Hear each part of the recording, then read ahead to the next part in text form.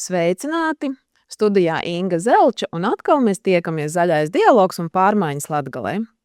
Viens no būtiskākajiem tematiem, kuru esam apsprieduši, ir tieši siltumapgāde. Un tas nav nekas neparasts, jo siltumapgāde ir ļoti svarīga mūsu ikdienā. Siltumapgādes process pēdējā laikā ir ļoti strauji mainījies. Gan cenu ziņā, ko mēs izjūtam savos maciņos, gan no drošības viedokļa, kā arī pielietojot zaļo kursu. Un ļoti labs piemērs Latvijā ir nācis tieši no Salaspils siltums, kur šīs modernizācijas iespējas ir veiktas ļoti plaši, dažādi un ilgstošā laika periodā. Un tāpēc uz sarunu šodien esmu aicinājusi Inu Bērziņu-Veitu. Ina, sveiki! Labdien! Labdien! Prieks jūs uzrunāt, un jūs esat strādājat tik lielā uzņēmumā, tad laikam tas pirmais jautājums ir, kāds ir vispār jūsu viedoklis par energoefektivitātes procesiem Latvijā šobrīd?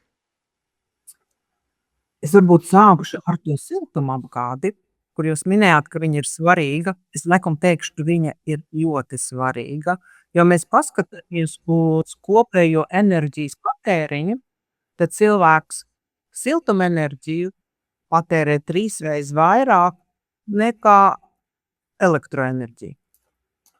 Mums liekas, ka elektroenerģija ir tik būtiska, bet mūsu klimatiskajos apstākļos, ja mēs paskatāmies tajās vienībās, tad tā ir siltumenerģija, ko mēs patērējam 3 reizes vairāk.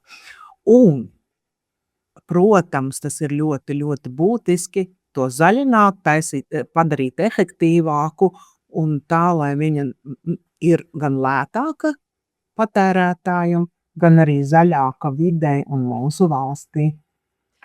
Ine, kā jau es minēju, Salaspils siltums ir tāds labs piemērs Latvijas tirgu. Varbūt kopumā tā aprakstīt, kāda tad ir bijusi Salaspils siltuma attīstība visus pēdējos gadus? Jā, tas ir interesants tāds jautājums. Es vienmēr saku, es laikam esmu tāds krīzes menedžers. Šis ir viens no tiem uzņēmumiem, kurā es atnācu, un tas bija 2011. gads. Viņš bija absolūti 100% fosīlais kurināmais. Tur bija milzīgi iedzīvotāju parādi, un bija arī viens no dārgākajiem tarifiem Latvijā. Jāprasa, ar ko jūs sākāt? Jūs atnācāt uz šādu bēdīgu ainu, tad ar ko tad sākās jūsu darbība? Jā, šī bēdīgā aina, viņa bija tā kā šausmu filmu priekšmācis, bet sāku ar to, protams, ka apzināt un izpētīt visu sistēmu. Tātad tas bija pirmais un viens steidzamais solis, tātad paskatīties uz uzņēmumu kopumā, paskatīties, kas ir un kas nav uzskaitīts, jo to, ko mēs nevaram saskaitīt, to mēs nevaram izmērīt, nevaram ietaupīt, un tā ir ļoti būtiska lieta. Un otrs, saliedēt ar sevi kolektīvu, darbiniekus, paskatīties, ko vislabāk var darīt un kuram ko patikt vislabāk darīt.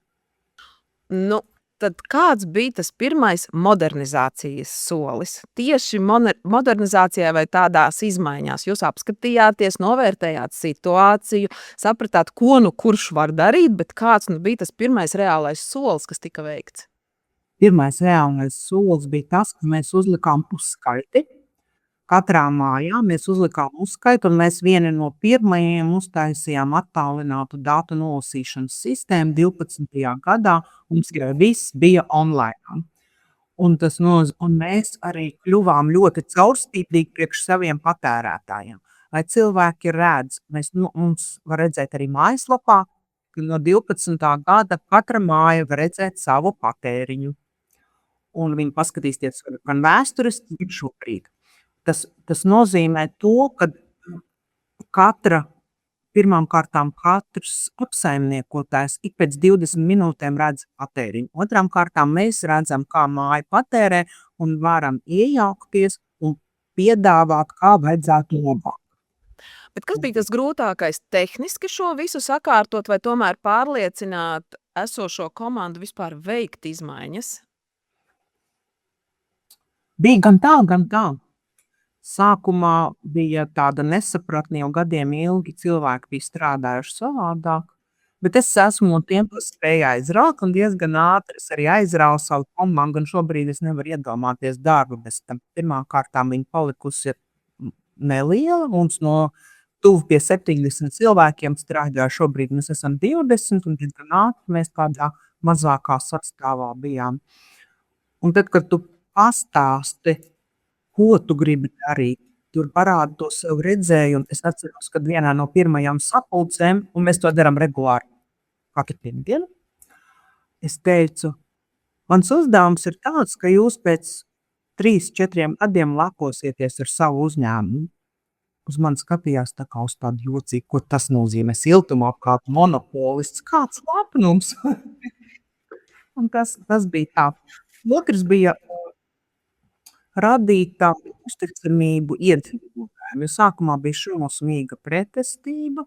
Tad, kad es nopublicēju gan parādus, katrai mājai tas bija šoks visiem, kā neviens nezināja. Un otrs tas bija tas, ka mēs redzam patēriņus, un es uzreiz atzīmēju tās mājas, kuras ir renovētas, un tās mājas, kuras nav renovētas patēriņu.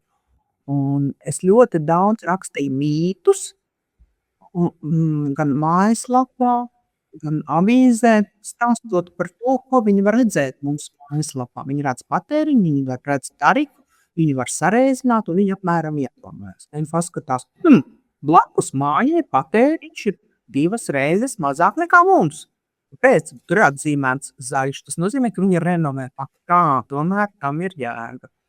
Tādas mazas lietiņas, ko tev visu laiku jāpastāsta, jāizdara, jāiedvesmo, jārunā, jāstāsta, ko tu darīsi. Tas bija pirmais solis. Pieminējāt vārdu mītus. Kādi ir tādi spilgtākie mīti, vai kas uzreiz ienāk pašai galvā, kuri tad tur bija rakstīti un uz kuriem cilvēki visvairāk varbūt noreaģēja? Mums bija tā pierasts, kad 10. aprīlī mēs atslēdzam apkuri, un 10. oktobrī pieslēdzam.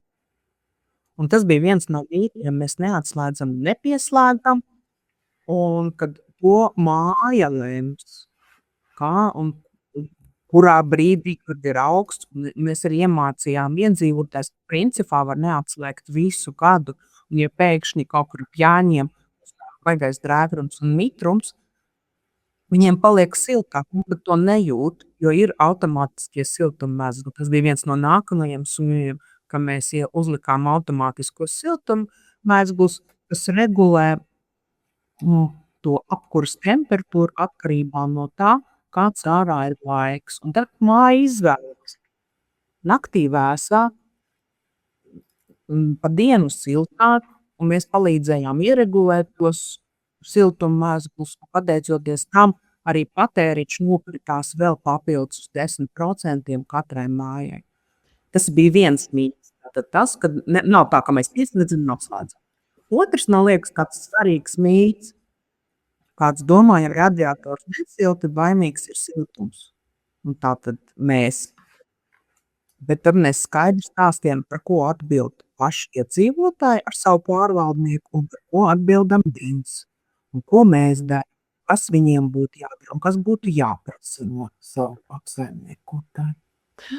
Kā gāja sarunās ar tiem iedzīvotājiem, kuru māja iespējams tā kā tehniski vispār nav pielāgot, vai viņiem, teiksim, vecās siltuma, visas, tās sistēmas ir vecās, kuras varbūt nenolasa un nenostrādā šī automātiskajā siltuma pārslēgšanas posmā? Kā ar viņiem, teiksim, gāja tas darbs vai sarunas?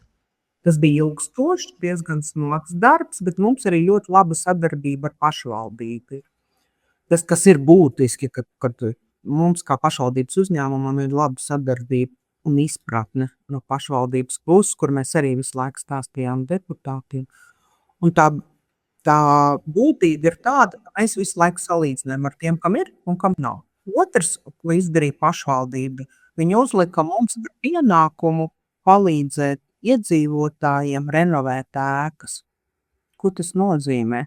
Tas nozīmē to, ka mums ir pietiekami zināšanas, lai mēs varētu veikt iepirkumus, piesaistīt Eiropas naudas un sakārtot visus papīrus, lai māja var renovēties.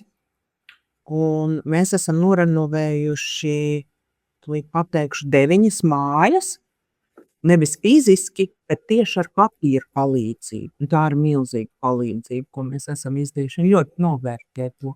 Un, ja mēs runājam tieši par siltumsistēmām, tad pašvaldība izdeva savus iekšējos akstus, tie saucās saistošie noteikumi pašvaldības, līdz tādam un tādam gadam visiem ir jābūt nomainītiem tiem siltummezgliem. Mēs arī teicām, ja ir kādas finansiālas problēmas vai kaut kas tam līdzīgs, tad viņi var nākt pie mums, mēs varam palīdzēt, kā teikt, atmaksāt pa daļām šo. Vienā beigās to nevarēja, tā kā redzēja, kāds ieguvums ir no tā, kad notiek automātiski siltummezglu regulācija. Bija laja. Pa lielam sanāk, ka jūs tādā ļoti ciešā sadarbībā ar pašvaldību visus šos te gan renovācijas, gan atjaunojumu procesus veicat, jā, tādā ciešā sadarbībā. Jā. Jā, mēs esam ļoti ciešā sadarbībā gan ar pašvaldību, gan faktiski viņi mums uzdod un viņi tik ļoti uzticās mums, ja kaut ko vajag nokomunicēt, viņi mums to palīdz, bet principā viņi vienkārši tā uzticēšanās un netraucē strādāt. Bet atbalstījā. Bet ja mēs tā atgriežamies atpakaļ tieši pie uzņēmumu modernizēšanas procesiem, es saprotu, viņi ir bijuši vairākos posmos, vismaz tā informācija, kas ir pieejama arī publiski. Varbūt, Inna, varu lūgt tad, izstāstīt, ar kurš tad bija tas pirmais un no kā uz ko jūs mainījāties un ko tad nozīmē šie vairāki modernizācijas procesi? Jā, pirmais, tātad pēc tam mēs veicām uzskaitu un sapratām, kad kurā vietā mums ir jāoptimizējās, tātad trases, mēs skatījāmies, kur ir zudumi. Tas atkarīgs no tām temperatūrām, ko mēs sūtam, kā māja noņem to siltumu, kas nāk atpakaļ, tad ir samazina zudums trasē. Pie ražošanas mēs arī paralēli ķērāmies pie ražošanas, un mēs uzbūvējām, izmantojot Eiropas Savienības naudas, uzbūvējām pirmo šķeldes katlu māju. Pēc gada mēs uzlikām kondensātoru, ne pēc 2 gandrīz. Tas ir tas, kas vēl papildus no tām dūmgāzēm, tas ir tā, ka deg, rodās tie dūmi, viņi ir karsti. No tiem noņēmām vēl papildus siltumu. Tas nozīmē, dedzinot vienam to pašu šķeldu, mēs dabūjam papildus siltumu. Tagad jau lielākai daļai katlu viņi ir iebūvēti iekšā. Vēl nākamais solis bija tas, kad es vienmēr esmu domājis par to, ka tie ir atjaunojamie energoresursi, un mūsu politika, mēs izmantojam tikai meža atlikumu. Tas ir zārus, mēs neizmantojam to balto šķeldu, kura varētu izmantot vēl kaut kur citur. Viņa tā, bet pelēka, mīzes šķelda, un tā bija mūsu politika. Es teicu, ka mēs nevaram dedzināt to resursu, no kā var izdarīt, no kā paņemt kaut ko lietderīgāku. Tad pēc tam mēs uzlikām vēl vienu šķeldes katlu māju, kopā jau ar saules lauku. Mums vienīgā... Gāja tur, jā. Jā, man tāds sapnis ir pēc iespējas mazāk dedzināt, lai nebūtu izmešu. Un šis bija tas sapnis par to sauli jau sen, jo mums izgāja ārā neatkarīgais ražotājs koģenerācija, kas sēdēja pirmām kārtām tai bāzē vai tā, kas ražo vasaru. Un vasarā, mēs ļoti ilgi pētījām, kāds 5 gadus, vasarā var paņemt enerģiju no saules tieši siltumapgādē. Ja mēs paskatāmies uz saules enerģiju, visai cilvēcei, vajadzētu 1000 daļu no tās enerģijas, kas mums nāk no saules, ar to pietiktu pilnībā. Mums tik jāiemācās izmantot to resursu. Un tad saules kolektori vai tie, kas ražo siltumu, viņi strādā uzņem to siltumu 98% atšķirībā no elektrības, kas var aņemt līdz 30%, tā kā pārvēršot elektrībā. Un vēl es vienmēr salīdzinu kopā ar to sauli, tas ir milzīgs lauksums, tā kā 3 futbola laukumi. Tas būtu jautājums, ko es gribēju tieši jautāt, cik lielu platību jums tas viss aizņēma? Milzīgs tāds lauks, tā kā viņš ir gandrīz 7 hektāri un pār pa 2 hektāri ir tā aktīvā. Mēs pētījām, kā tas grāņiem notiek, kā citās valstīs. Un mēs esam ļoti apmierināti, ļoti patīk. Un tad mums, lai to savāktu, ir vajadzīga vēl tvērtne, jo saule spīd pa dienu, cilvēku vakarā nāk mājās, grib nomazgāties un tā tālāk. Un tā ir tvērtne, tāda milzīga muca. Tur ir 80,000 vānas lielās. Un tad, kā es vienmēr salīdzinu šo, ziniet, kā laukos ir tādas mucas melnas, kas dārzos, vai ne? Viņas sasilst, un tad tu vakarā var iet tajā dušā mierīgi, vai ne? Un tur silts ļoti. Un tad mēs sakam, mums tā virsma ir izritināta pa zemi, un tad tas viss nāk mucā, kas stāv atsevišķi, un tā vienā. Un mēs varam uzkrāt tos saulainā laikā, ja saule nespīd, mēs 5 dienas varam pilsētai dot siltoīdiem vasarā. Izklausās ļoti labi, bet minēja sarunā, ka jūs arī braucāt tā kā pie kaimiņu valstīm pēc pieredzes, jā, un tiem labajiem piemēriem. Un es tā kā gribēju pajautāt, ka nav taču tā, ka jūs tā kā uzreiz pieņēmāt to lēmumu. Tas nozīmē, jūs apkopojāt labās pieredzes, jūs kaut kāds veicāt salīdzinājums. Kā gāja tieši šis te process, lai ir tas ieskats, kas ir tas pareizais, kā izveidot, lai būtu beigās tāds ļoti labs rezultāts? Jā, tas bija tas laiks, kad izteica Latvijā saules nav. Kāda mums saule, mēs esam ziemeļos. Un tam mēs tā pa etapiem. Es domāju, kā Dānijā ir saule un pie mums nav. Pirmais, ko mēs izdarījām, mēs uzlikām elektrosaules paneļus uz jumta birojam un nostrādājot pāris gadus, mēs redzējām, ka bija tā saule.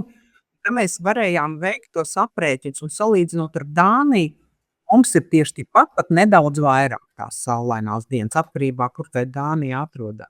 Tad mēs skatījāmies arī kas vispār ražo tādus kolektorus. Vācija, Somija, Dānija, braucām pie viņiem uz rūpnīcu, skatījāmies, lai meklējām Latvijā partnerus, kas gribētu realizēt šo lietu, jo ārzemnieks nevar atbraukt un uzlikt, vai ne, te vajadzīgs projekts, visas tās lietas, ko ārzemnieks nevar izdarīt. Tad mēs pētījām, mums sanāca kaut 3-4 gadi, kad mēs veicām visus aprēķinus, skatījāmies, pētījām, tad sludinājām konkursu, jo mums vajadzēja vairākus pretendentus.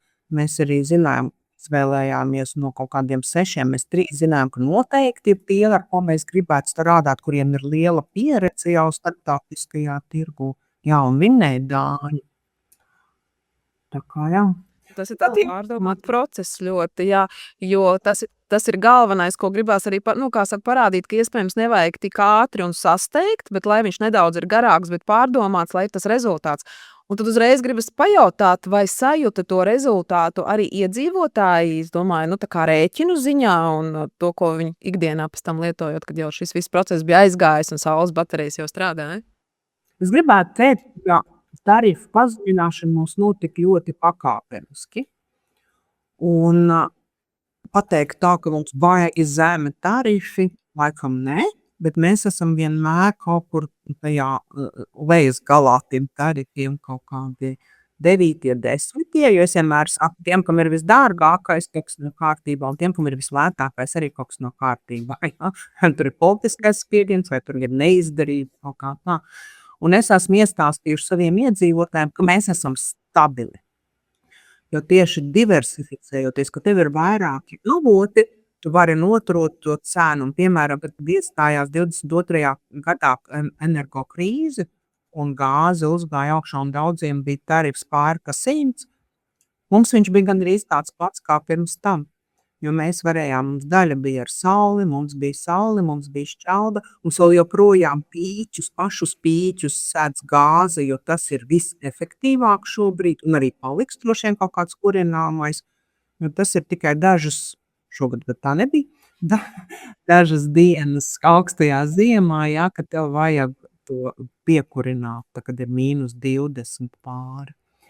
Jā, un tagad tā kā es teiktu, kad, protams, mēs ļoti cenšamies, lai būtu pēc iespējas lētāk, bet tas nav pašmērķis. Pašmērķis ir stabilitāte un pārēja uz to bezkurināmā tehnoloģijā. Un tagad mēs esam jau nākamajā etapā. Nu, tad stāstiet, kāds ir nākamais etaps, ja jau mēs esam tā kā nonākuši līdz šim punktam? Jā. Nākamais etaps arī jau gadus 4 es strādāju ar elektriķiem, kā es saucu, elektrības ražotājiem. Tam, kad mums jāiet kopā, ka siltumapgādē ir jāelektrificējās, jo ir tās dienas, kad spīd saule, kad pūš vējš, kad elektrība ir faktiski pa velti, un ļoti daudzi pat nedarbina savus vēja parkus tam dēļ, kad nav jēgas, neko nevar nopelnīt. Tanī pašā laikā mēs esam tāds, kas var akumulēt, mēs savācam to siltumu, tātad mēs paņemam elektrību, no vienas elektrības ar siltumsūkni mēs varam saražot 3 vienības siltumenerģiju. Tātad mēs efektivizējam un noglabāt savā mucā, tā teikt. Ja?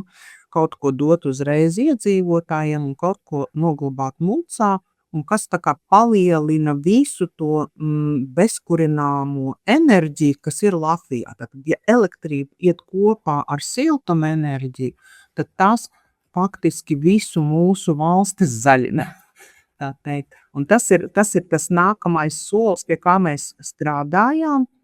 Un mēs parakstījām arī memorandu starp siltumapgādi, regulātoru un sadales tīkliem par to, ka mēs sadarbosimies un veidosim. Un šobrīd mums ir pirmais pilotu projekts Salaspilī, kad mēs liksim siltumsūkni un mēs izmantojam elektrību, un to pamata siltumu mēs ņemam no datu centra.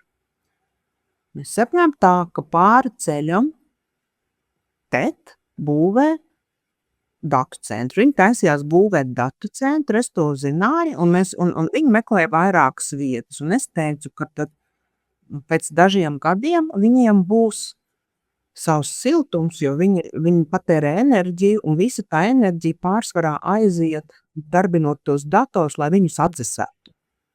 Kad viņiem nāk siltums, kurš mums ir ļoti noderīgs, un tas saucamais atlikums siltums, kuru mēs paņemot, ieliekam siltumsūkni, paceļam temperatūru, un mums ir siltums, ko mēs varam izmantot.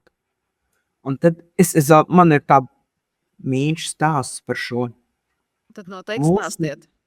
Labi. Mums ir tā, ka, piemēram, mums vajag pilsētai, ziemā mums vajag 70 grādus.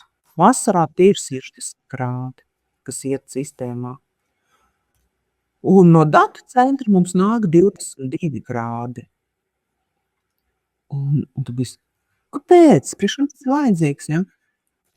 Es saku, kā, pagaidi, lai mēs dabūtu, pieņem daudz runāt, ģeotermālā enerģija, lai Latvijā dabūtu 14 grādus siltuma, mums ir jāieurbjās gandrīz 1,5 kilometru dziļumā. Tas ir daudz. Man pāri ceļa 200 metri, pat rūku nāk 22 grādi, vai ne? Un tad es skatās pastāstu, saku, tā ir reāla vērtība. Tā kā viss ir salīdzinājumos. Jā, tā kā atlikums, siltums un datu centri, tas ir nākamais, kas siltumapgādē būs ļoti tāda labs risinājums. Jo no vienas puses tā enerģija, kas paliek pāri tiem datu centriem, un mums viņi būs vajadzīgi arvien vairāk, arī mākslīgiem intelektiem, ar telefoniem, jūs zināt, viss tas. Un to mēs paņemot, paceļot to potenciālu, tā kā temperatūru, mēs izmantosim siltumapgādē arvien vairāk un vairāk. Un šobrīd mums tas pirmais projekts ir uzsākts, mēs esam pabeiguši iepirkumu, pēc ir jau faktiski uzbūvējis un iekārs liek iekšā, tā kā uz gada beigām nākamā gada sākuma redzus no vīdes. Viens no jautājumiem bija, kā mēs finansējam savus projektus. Un šeit es gribu pateikt to, ja ir laba ideja Un, ja tā ir zaļa ideja, pirmām kārtām, jūs labprāt finansē bankas. Kā es smējos, bankas mums stāv rindā un kaujās, lai mūs finansētu ar ļoti labiem projektiem. Tātad viss, kas ir zaļš, efektīvs, tur bankas labprāt finansē. Un ja mēs paskatāmies uz savu visdārgāko projektu, kas ir saule, vēl viena katlu māja un akumulācijas tvertne, saules loks, tas bija ap 7 miljoniem. Un es to sadalu 3 daļās. Viena daļa bija mūsu uzkrājums, kurš mums veidojās no tā, kad, ja tu samazini gāzes dedzināšanu, tad, kad tev ir gāzes apkura vai kāda fosilo, tev sākotnēji iedod tā saucamās CO2 kvotas, to, ko jūs stāstījāt. Jā, tātad CO2 kvotas, tu viņas daudzums visu laiku samazinās. Un tev tātad attiecīgi mazāk vajadzētu kurināt gāzi. Mums tas gāja tik strauji, ka mums viņas paliek pāri. Un viņu cena tirgu aug. Pārdodot to, mums radās nauda, lai mēs varētu finansēt. Tātad 1/3 nāk no kvotām, 1/3 nāk no bankas un 1/3 nāk no Eiropas Savienības atbalsta līdzekļiem. Un tas ir ļoti labs veids, kā to lietu, tā teikt, uzbūvēt un finansēt. Tiešām izklausās pēc ļoti labas plānošanas, pārdomātas stratēģijas, kas ietekā uz kopējo attīstību. Bet aizskāra jau vārdu zaļais kurs. Ir tā, ka runājot Latgales pusē, gan daudzi uzņēmumi, gan arī privātpersonas, viņi tā kā baidās no šī zaļā kursa. Un tas uzskats ir dažkārt, ka varbūt tas ir uzspiests un tas nav nepieciešams. Un jūs tomēr tā kā Siltuma uzņēmuma asociācijas prezidenti varbūt tādu kopējo savu skatījumu par zaļo kursu. Kas būtu tie galvenie argumenti, ka tomēr viņš ir pareizs un tas ir jāturpina? Vai varbūt ir jūsu viedoklis savādāks? Tiešām par to zaļo kursu, tas kāds ir jūsu viedoklis? Jā, no sākuma tas viss likās tik sveši un dārgi un nesaprotami un vēl. Bet nu jau tas ir garām. Un es gribētu teikt, tā ir tāda pārliecība, kad pirmkārt mums, protams, palīdzēja arī krīze un karš Krievijā, jā, kad bija briesmas par tiem energoresursiem, par atkarību no tiem un tā tālāk.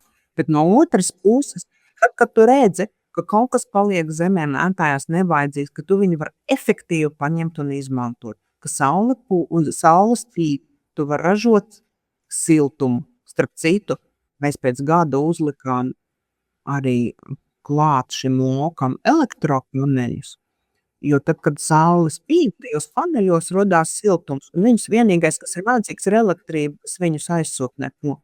Lai zinātu precīzi, cik vajag gadu nostrādāt, mēs aprīķinājām un uzlikām saules lauku. Mums nav jānodod viņš tīklos. Un tas ir ļoti svarīgi, kad mēs domājam par kaut kādu elektroenerģijas ražošanu rūpnīcās, mums jāpadomā tā, lai viņš ir pašpatēriņam, jo tad ir tas daudz lētāk, jāmaksā sadala, pārvade, tu pats sev saražo, tagad ir arī baterijas elektro, ka tu var drusku uzkrāt un izmanto tikai sev, un kad tas sanāk pa velti. Man sanāk saule pa velti.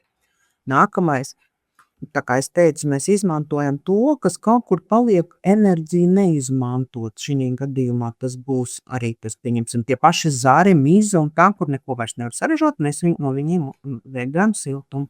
Ja tur paliek kaut kāds siltums, mēs viņu vēlreiz izmantojam un liekam flāt. Tad mēs paņemam sauli, tad mēs paņemam datu centru, vai varbūt kādam ir rūpnīca, kāda blakus, kurai paliek gan siltuma, un pāri, un tur ir tik karsts, ka nevar izturēt. Un šī domāšana, viņa paliek tik dabīga un tik feina, un kad tu redzi, ka viss, kas tev ir riņķī, ka tā ir potenciāla enerģija, kuru var izmantot. Un es vēl vienu lietu gribu pateikt. Ļoti daudzas valstis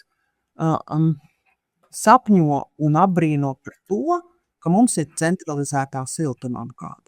Ja jūs iedomājaties, datu centrs, ja tev mājās ir krāsns vai labi tavs personīgais siltums, vai tu iedomāsies tur vilkt kaut kādu trasi un kaut ko tādu, piemēram, Anglijā, es zinu, Īrijā, viņi vienkārši cenšas kaut pa rajoniem, kaut pa metro apakšzemes trāsēm savienot to, lai būtu tas apjoms, un tā ir mūsu bagātība, ko mēs esam saņēmuši no padomu laikām, un mēs viņu esam savēduši augstā kārtībā, ka mēs tieši varam to zaļo kursu attīstīt. Tā reāli ir mūsu bagātība, un tad, kad tu brauc starptautiski un stāsti kaut ko, viņi vienkārši apskauž mūs, un tās valsts, kuriem ir šāda lieta, mēs to nenovērtējam, bet centralizētā siltuma apgādes vēl kāpēc slēgšos.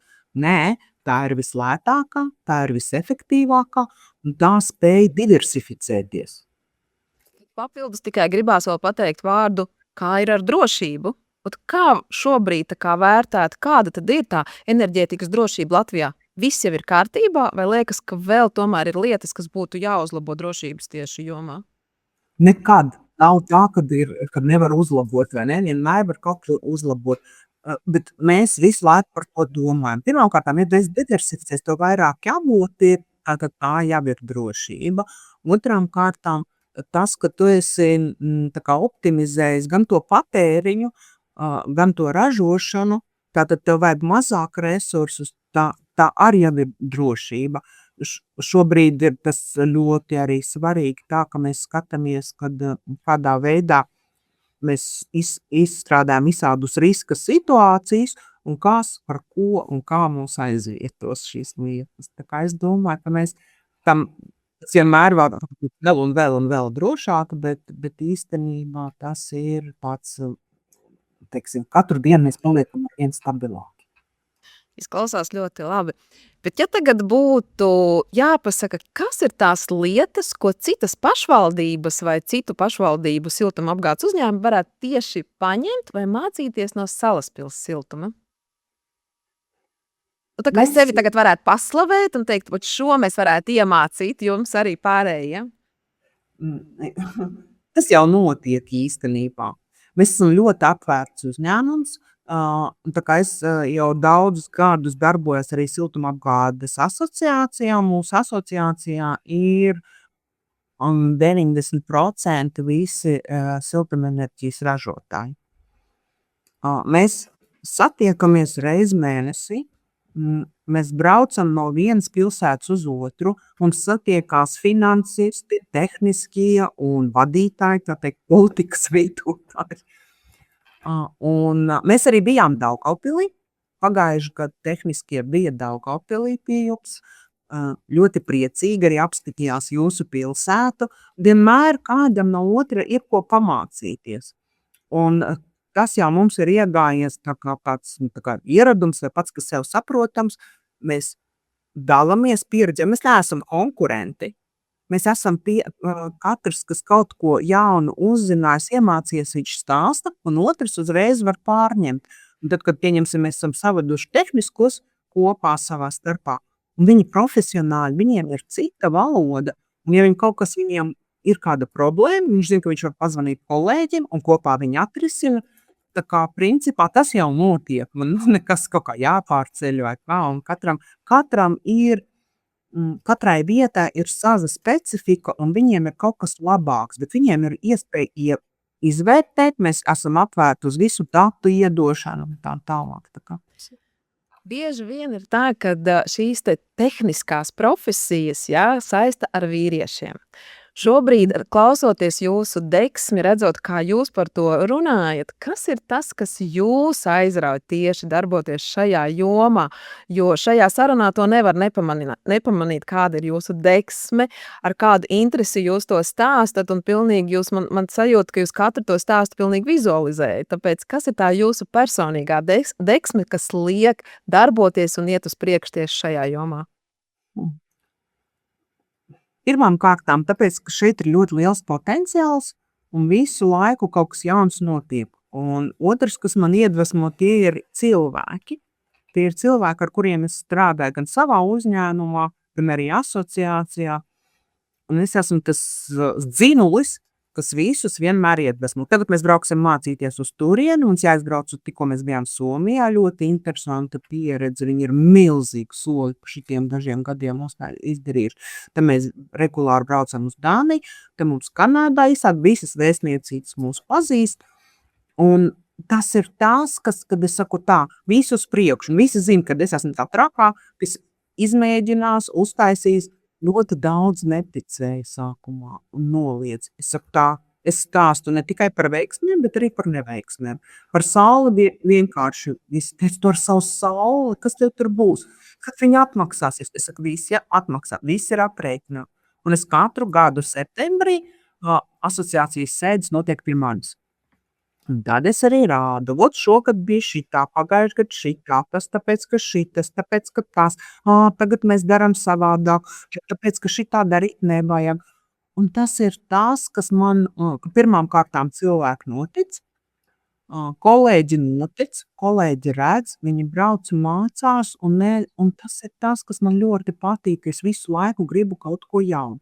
Jā, protams, ir arī tādas idejas, kas varbūt nav aizgājušas, bet tas nenozīmē to, ka tas, kā es saviem dažiem kolēģiem teicu, tā, neapraujiet man lūdzu spārnus. Es zinu, ka jūs esat realisti, bet neesat pesimisti. Ļaujiet man lidot. Ina, jūsu deksme ir ļoti spilgta un viņu var sajust pilnīgi caur ekrānu. Tad mūsu saruna ir tik ātri pagājusi nemanot, tad varbūt izskaņā, kas ir tas, ko gribētos pateikt iedzīvotājiem, citu siltumapgādes uzņēmumu, varbūt vadītājiem, bet par nākotni, kā jūs varbūt viņu redzat vai ko jūs gribat novēlēt saistībā tieši ar siltumapgādes procesiem šajā jomā? Man laikam gribētos pateikt, ka vairāk smaidu, vairāk mīlestības pret visu, ko dari. Pret to, ka, protams, visiem gadās neveiksmes, bet vairāk meklēt to labo, veiksmīgo, silto, priecīgo, jo mums riņķī tik daudz labi cilvēki, tik daudz skaistas lietas, un tad, kad tu redzi tās skaistās lietas sev, kaut kur citur un vēl kaut kur, mēģini to transformēt uz sevi, iemest savā dzīvē. Tas būtu tas, kas ļaus, man liekas, katram būt laimīgam un priecīgam. Ina, paldies! Es ceru, ka arī mūsu klausītāji iedvesmojās un uzlādēja šo enerģiju, kas dod iespēju ne tikai ieskatīties Salaspils siltums procesā, kā viņa attīstījās, bet arī pašiem saskatīt iespējas mācīties, iegūt zināšanas, dalīties ar pieredzi un pats galvenais būt enerģiskiem un darīt. Paldies, Ina, par sarunu un tiekamies nākamajā raidījumā. Visu labu! Paldies! Radio Alise Plus sabiedrības informēšanas projektu Zaļais dialogs un pārmaiņas Latgalē līdzfinansē no emisijas kvotu izsolīšanas instrumenta līdzekļiem. Par raidījumu saturu atbild SIA Alise Plus.